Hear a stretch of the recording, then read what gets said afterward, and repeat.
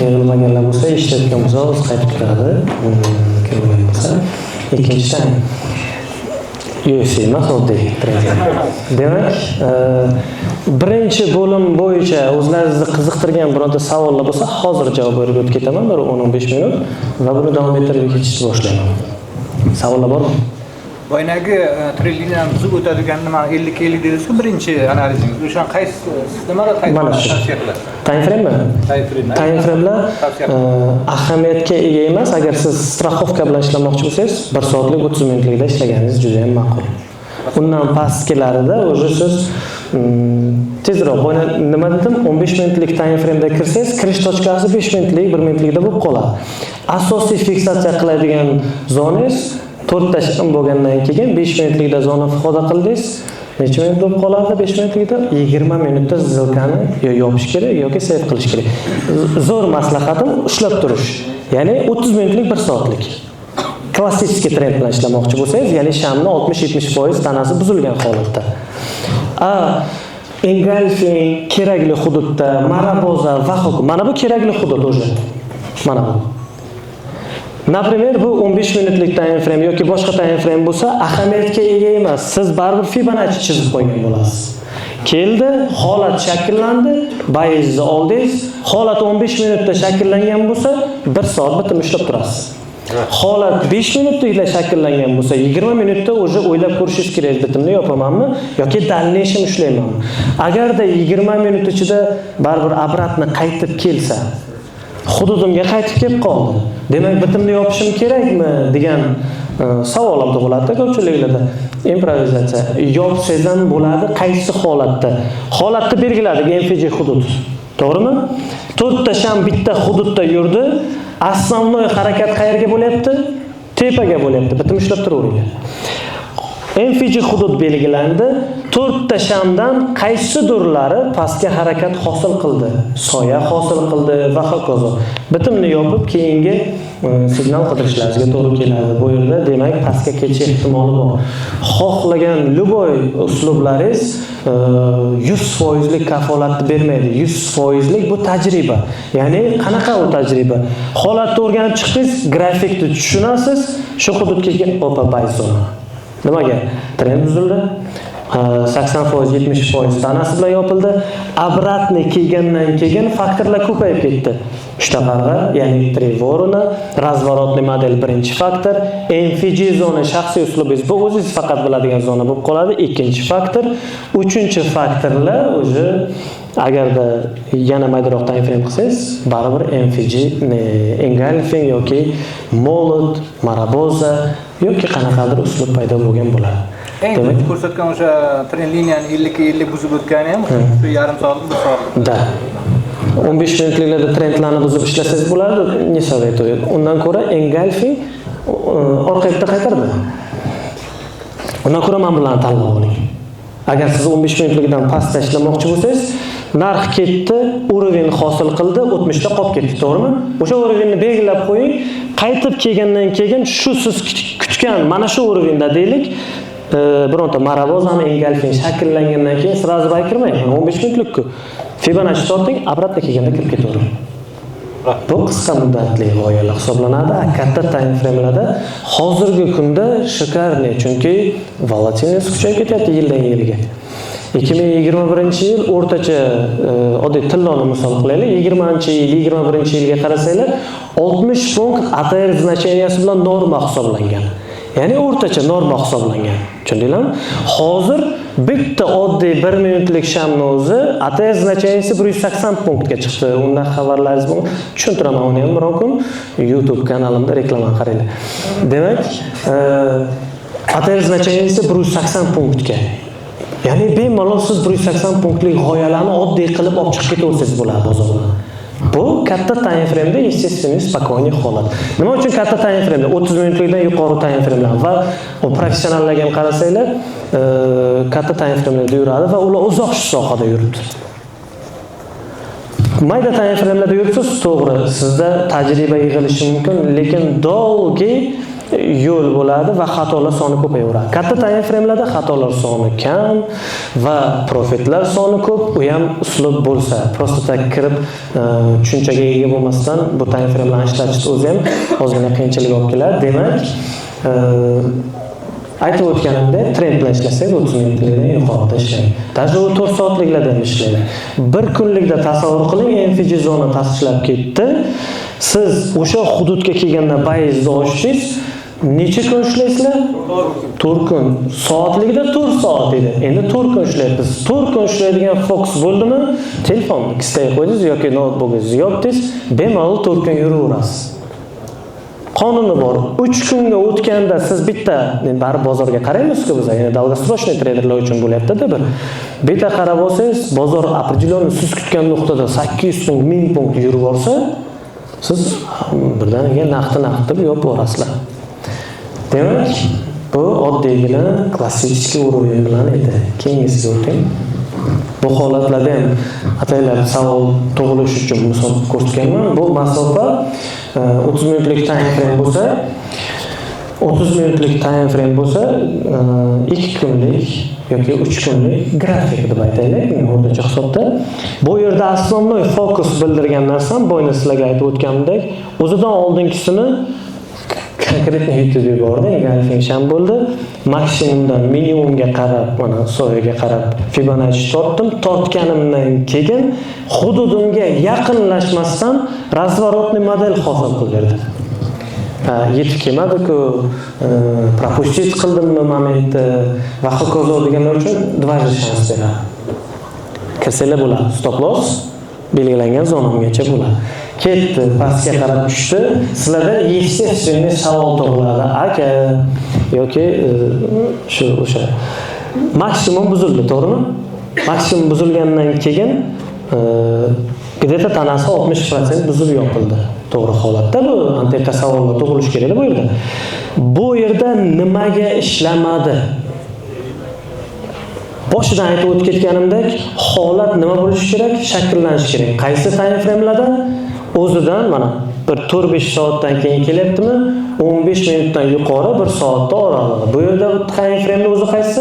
30 minutlik. Demak, 15 yoki 30-20 minutlik необычный time framelardan foydalansanglar bo'ladi. Holat естественный holatda yo'q, video impulsivniy harakat o'zi ko'rinib turibdi. 30 minutlik time frame'da bu yerda holat bo'lmaganligi uchun biz nima qildik? Tochka foda yo'q, kirish tochkasi shakllanmadi, kirmadik. Undan oldingilarda qaydan bildingiz? Buni o'zi chetga surib turaylik. Maksimum hosil qilib ketdi. Aynan Luboyga tortib ketamizmi desak, yo'q. Eng minimalni 3 ta 4 ta sham bitta hududda qolib ketish kerak. Luboy shamga tortib ketursak, noto'g'ri fikr bo'ladi. Bu yerda maksimum hosil qildi, razvorot hosil qilgandan keyin e'tibor beringlar. O'zidan oldin nima bo'lgan edi? Mana bu hududda maksimum yangilangan edi, to'g'rimi? Maksimum yangilangan edi. Qancha foiz tanasi bilan? 70-80% tanasi bilan. Va bo'yni aytgan gapim, 30 minutlik time frame, 1 soatlik time frame, o'sha nimasigacha pastki time frame da o'tiribmiz. Narx srazu qaytyapti. Nima qilaman srazu? Mayda time. 15 dan pastki time frame ga o'taman, holat qidiraman. O'tmagan taqdiringizda ham qanaqa signal bo'lyapti bayga? Oddiy bo'yicha molud bo'lyapti. Siz agar bu yerdan bayizni ochgan bo'lsangiz, MFG uslubingizga kirib, bu hududda nima qilasiz? Stop loss o'rnatasiz va nechta sham ishlab turamiz? Signal bergan sham shu deylik, o'zimiz uchun. Bu yerdan holat topmadik deylik. Bitta, ikkita, uchta, to'rtta holat mana. Baribir sizning profitingiz bu. Uchinchisini o'zida yopasizmi yoki Fiboni o'zini tortganda orasini hisoblab oldik, o'shani yopasizmi? Ahamiyatga ega emas. Global plan bo'lishi kerak. Yoki-da ayrim traderlarda menda shunday plan bor. 100 punkt plan qilasiz. Bo'ldi, 100 punkt oldingiz, chiqib ketdingiz. U qancha yuradi ahamiyatga ega emas. Yoki-da ikkinchi tipdagi traderlar bor.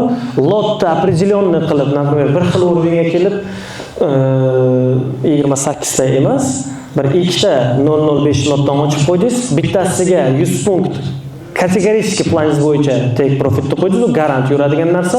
Ikkinchisini просто так безубыток qildingiz va sham sanab ketdingiz. Texnika yaratishimiz kerak-da o'zimizga. Hammasini bu yerda yopib, mana например, mana bu yerda kirdik. Zo'r yurdi, yopib qo'yishadi. Necha soat yurish kerak bu? soatlik desakda 4 soat yurish kerak. Demak, u 4 soat yurishdan oldin bu yerda nima hosil bo'ldi deydi? Maraboza hosil bo'ldi deydi. Selga signal o'zi bu yerda bo'lgan, tepadagisi ishlayapti. 4 soat ichida hosil bo'lganligi uchun kitobiy tarzda men o'zim uslubim bo'yicha buni ishlatmayman. Nimaga? Hali buni maqsadiy 4 soatligini ishlagani yo'q. Va u mana bu yerlik mana bundan kirgan bo'lsangiz 4-soati buni o'zi bo'lyapti, pastda yopilib qoldi. Holat yo'q deysiz. Ushbu maraboza keraksiz o'rinda ham shakllangan deysiz. Bu g'oya atmen. Bu yerda ham tek olgan, bu yerda ham tek olgan. Bunisi yetib kelmagan, ishlamagan, u narsa ahamiyatga emas, signal kerak. Bitta, ikkita mana buni o'zini holatini olsak, 3-holatda olsak mana soya shakllangan, holatda o'zi bu bo'lyapti. Necha soat ishlayman? 4 soat ishlayman. 4 soat ishlagandan keyin qarayman, agar bu trendni buzib qo'ygan bo'lsa, yana 4 soat ishlab ketaveraman. Yoki buni aytganimizda ikki xil tipdagi treyderda uslubni ishlatamiz. Demak, 2 kun, 2,5 kun oralig'ida bitta, ikkita, 3ta, bu admin 4ta holat, bularni hisobga olmaylik, endi bu tomonga o'tib ketmaylik, bir 8ta holat shu yerda o'zida bor. 5ta desangiz ham o'rtacha har biri 3 kun ichida bo'ldi. Hech nimaga ahamiyat bermayapsizlar. Time frame 30 minutlik. Aniq faktorlar bilan xuddi shu uslub bilan kiraman desanglar, o'rtacha hisobda 5tangiz o'zi 500 punkt daromad bo'ladi. Standart hozirgi ATR 180 punkt. 100 punktdan 500 punkt daromad bo'ladi. O'rtacha 10 lotdan qancha bo'ladi? 500. Demak, biz depozitga yarasha ishlaymiz. Hisobimizda 500 bo'lsa, o'zi men 0 lot ochishga haqqim yo'q. Har bir bitimga 002 mi, 003 mi, toki tajribam yuqori bo'lib ketmaguncha. 44 kunlik bir xil uslubda ishlaysizlar, 44 kunlik natijangiz bo'lsa, stabil ketgan 44 kunlik natijangiz bo'lsa, bu yo'q o'zi ketaveradi. Avtomatik tarzda ketaveradi. Bu o'tkazilgan narsa. O'zimda ham, shogirdlarimda ham o'tkazilgan narsa.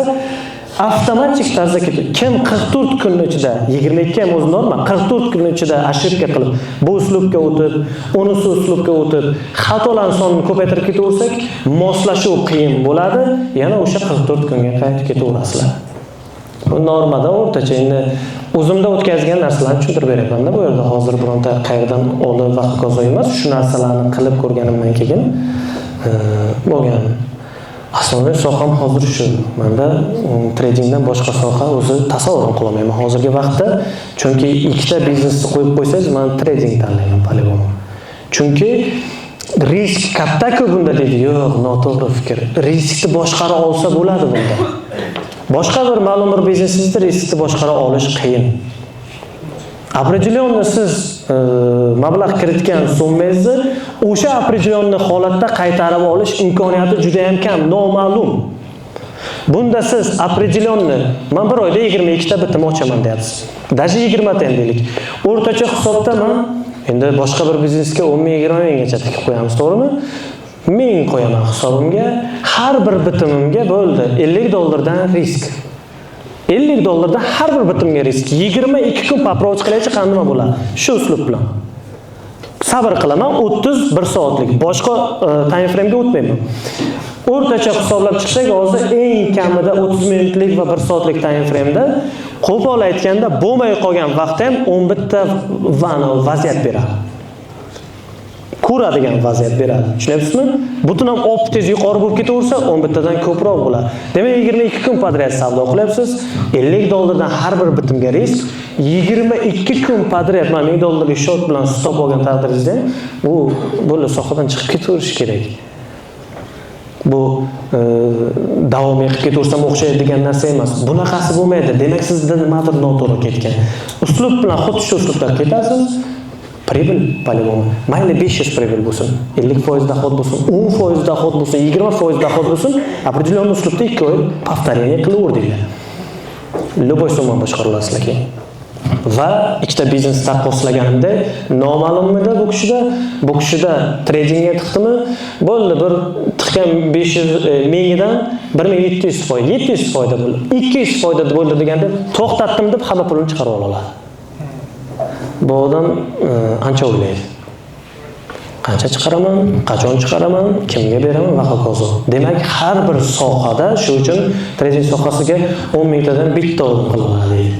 Nimaga buni?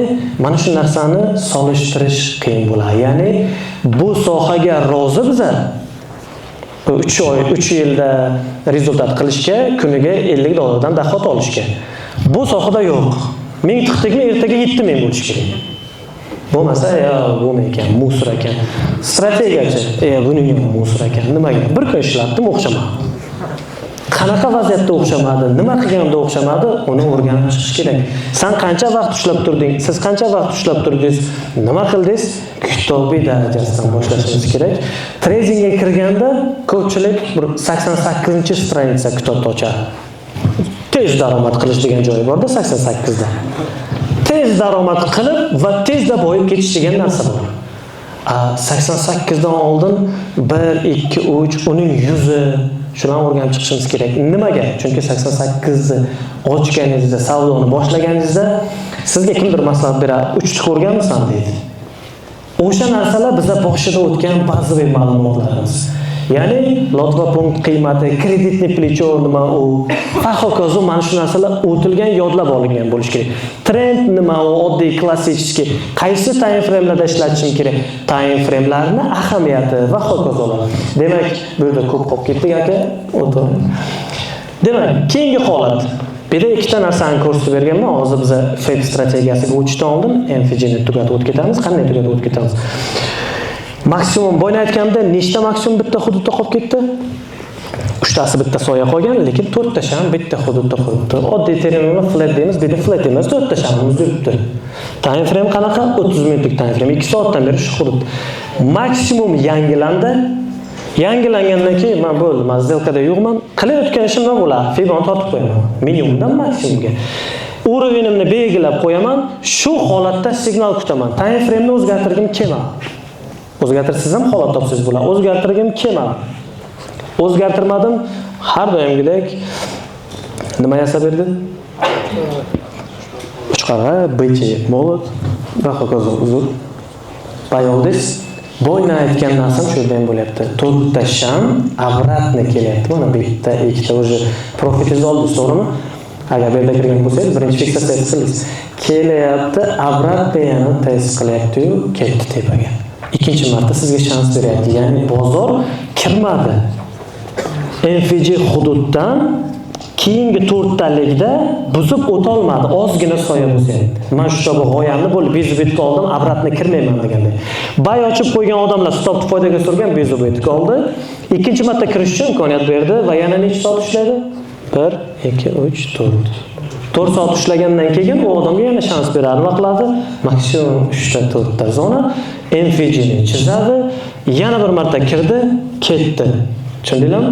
Xuddi shunday holatda ketaveramiz. Bu 200 bundan yuqori harakat keyingiz. Demak, bu yerda oddiy bitta misol qo'yib qo'yilgan ekan. Tak. Bu non-farm har oyning birinchi jumasida bo'ladi. Shu yerda bitta sizlarga zo'r narsa aytib o'tib ketaman. Bir oyda nechta juma bor? 4 ta juma bor, to'g'rimi? Bir oyda 4 ta juma bor. Bozor направленияsi 3 ta jumada bir tomonga bo'ladi.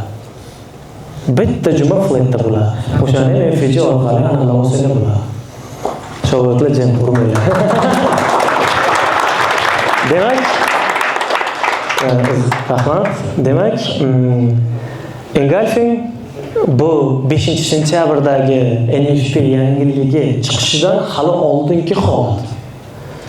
O'zidan oldingi 8 tani ham tekshirib chiqinglar. Bizda qaysidir time frame'da yoki bundan keyingi FEP strategiyasi mukammal turgan bo'ladi yoki-da MFG hosil qilib ketayotgan bo'ladi. Направление oldin aytadi. Demak, engulfing men qilgan ishimdan bo'ldi. Chizib qo'ydim, keldi, reaksiya oldi, bayimga kirib bordim, bo'ldi. Buni faktor qildim-da, bu yerdan ushlamadim deylik. Hozircha bu yerdan ushlamadim. Bayizga kirdingiz, 4 ta sham keldi. Siz bezubetib qo'ygan bo'lsangiz, hali yangilik mana bu yerda chiqadi. Bezubetib qo'ygan bo'lsangiz, bezubetga oldi yoki sabr qilib stopni bu yerga qo'yib kutib, agar birinta o'tsa, men pastga ketasiz, bu yerda keyingisi keldi-yu, pastga o'tdi, g'oya atmay qo'yib o'tirdingiz. Bugun cho'ta neto pastda minimum bor, MFG dan soya kirib qo'ydi. Nimadir bo'lyapti, bittagina hal. Va keyingisi nima bo'ldi yangilikdan 4 soat oldin? 1 soat oldin emas, 2 soat oldin emas, yangilikdan 4 soat oldin. Nima uchun 4 ga ahamiyat berilyapti, ko'ryapsizlarmi? 4 soat oldin nima yasadi? Poglashing, engulfing deydi ekan. Demak, bunga Fibonacci tortdim, bu yerda atalib tortilmagan va buy pozitsiyamni ochdim, kichikroq time frame da holat qidirib, yangilik chiqishdan oldin biz o'zi poyezdga o'tirdik, haydang tepaga dedik. Hali yangilik bo'lgani yo'q. Va ushbu holatda men o'zim kirib qo'ygan zilga bo'lyapti. Dedik chiroq va tepaga qarab tepaga qarab 4 soat chiqqandan keyin bo'ldi, zilkani yopdim, naqd chiqib ketaman. Bitta qilig'im bor, internetda qizayotganlarga save qilib qo'yib, zilkani ushlab turish yaxshi ko'raman. Bu juda ham zo'r narsa, opit beradi. Ertaga sell pozitsiyaga kirganingizdan keyin sizga pastda straxovkani ochaverman javob deydi, o'tiraveradi. Demak, ikkinchisidan buy pozitsiya ochganman. Bundakini bezubetga oldirganman, естественно. Ya'ni qaytib kelgan, stop loss foydaga surganim bezubetga oldi. Ikkinchisidan kirdim, bozor ketdi. Bu yerda bitta misol edi. MFG strategiyasiga yangilikdan oldin holat berishi. Bu bitta NFP da emas, Luboy yangilikda. Yangilikda emas, xohlagan kunimiz, xohlagan holatda. Vaqt tanlamaydi, holat hosil qilib berdimi? Tayyorgarligingizni ko'ring.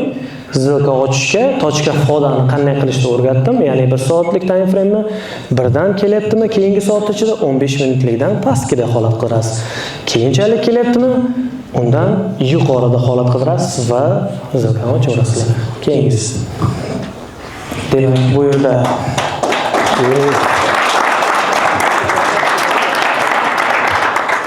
demak, trend yangilangan. Hali zilkaga kirmagan holatlarim bo'ladi. Ayrim Telegram kanal ochgan, hozir endi yurishni boshlayapman. Sentyabr oyida oddiy g'oya berdim, 8 tagina g'oya berdim. Bu hamma uchun uzoq muddatli yaxshi ko'raman. Kichik 30 punktliklar bu sohadan sovushga olib keladi ko'pchilikka. Agar men 30 punktlik g'oyalar berib o'zim kirib chiqib ketaversam, kuzatayotgan odamlar bo'lsa, shu sohada hamkasblarim bo'lsa-da, men hamma hamkasb deb bilaman. Demak, qiziqayapsizlar hamkasb. Ular kirishga uspet qilmaydi yoki minimalni 001 bilan lot qilar, men tap etib berdim, 0.30 lotdan 30 punkt daromad bo'ldi, chiqdik desam, ko'pchilik manchi chiqqanim yo'q-ku, bozor oqib ketdi-ku degan holatni oldini olish uchun uzoq muddatli g'oyalar berishga harakat qilaman. Tashab qo'yaman shuni. Bu yerda nima qilganman? O'rgatilgan uslubga urg'u berilgan. Maksimum yangilangan. Mana shu yerda zo'r savolim tushganda, negativ savol bo'lib ketdi oxirgi vaqtda. Trend chizildi. Chizilgandan keyin bu shamcha 10% buzib yopildi. Demak, kerak bu? Yo'q. Keyingisi o'sha 100% polностью yopildi. Men shu shamga urg'u beraman. Bu shamga urg'u berganimdan keyin narx shu nuqtada turibdi. Men aytayapman, shu nuqtaga kelgandan keyin bayga holat qilib bergandan keyin bay ketadi debman, ommaga tashlayapman, o'zim bizga qilib berib ko'rsatmayman va bozor nima qilyapti? Nishidir punktdan pastga yurmasdan xuddi shu hududda reaksiya. Bu chiqib mana bu hududlarga kelib keyin yana tushdi, lekin bizani 400 punktlik maqsadimizni olib beryapti shu hududda. Bu bitta misol, keyingisiga o'tamiz. Demak, orqaga qayting. MFG strategiyasi bizda misollari bilan ko'rsatishga harakat qildim. Ertangi kun, mana keyingi hafta chorshanba kuni YouTube'da live qilmoqchiman. U yerda yanada daskanali ma'lumot bermoqchiman. Hamma o'sha yerga taklif qilib qolaman, reklama ketyapti bu yerda. Aytaman uni Telegram kanalimga o'zim. Demak, MFG strategiyasi bo'yicha savollar bormi? Tushunarli bo'ldimi? Topa olamizmi bozordan? Labay akajon. Assalomu alaykum. Boya siz aytdingiz-ku, take profitni o'lchab hisoblaymiz deb. Shuni namarot teskari qilib 1.61 ga qo'ysa bo'lmaydi? 1.618 va hokazo aytyapsiz-da. U katta bo'lib ketadi yoki siz maqsadda aytyapsizmi? Take profitni olish qo'ysak bo'ladi, lekin bunda orqaga qaytib ketavering. Menda boshqacha uslubda. Orqaga qaytmay MetaTraderga kiring. U narsaga urg'u bersak boshqa uslub kelib qoladi. Hozir FEPni ko'rganingizda tushunasiz, u boshqacha. Savolingizga javob olasiz. Menda orasini kopirovka qilaman, qo'yaman. o'sha hududga kelsa, o'sha yopishim kerak bo'ladi, yokida to'rttasham sanayman yoki 0.ga kelganda bo'ladi. Siz aytgan narsa дополнительный bozor ketish nuqtasi va o'sha nuqtada yana nazorat olishimiz degani. Bu Fibonacci entry point ustida hozir tushunib olasiz. Javob olasiz, birdan tushuntirib beraman. Rahmat. Savollar bormi yana? MFG bo'yicha. Labay. Ikkita ana shu поглощение hosil bo'lsa, qaysi biriga? Ikkita поглощение? Pravoylarga ikkita katta sham tashasa. Unaqasi qarang. Bitta yutib bordi, обратно zilonish ham yana yutib bordi, to'g'rimi? U kamdan kam uchraydi, lekin u hosil bo'lsa ham siz tortgan, yutib yuborgan shamingizga MFG tortganingizdan keyin holat shakllanishini kutasiz. Bu shakllanmasdan yutib yuborgan bo'ladi, to'g'rimi? Bu holatga kirmaydi. Bunaqa holatlarda ishlatmaymiz. Siz ko'rsatasiz holatni keyin menga. Kamdan kam holat. Demak,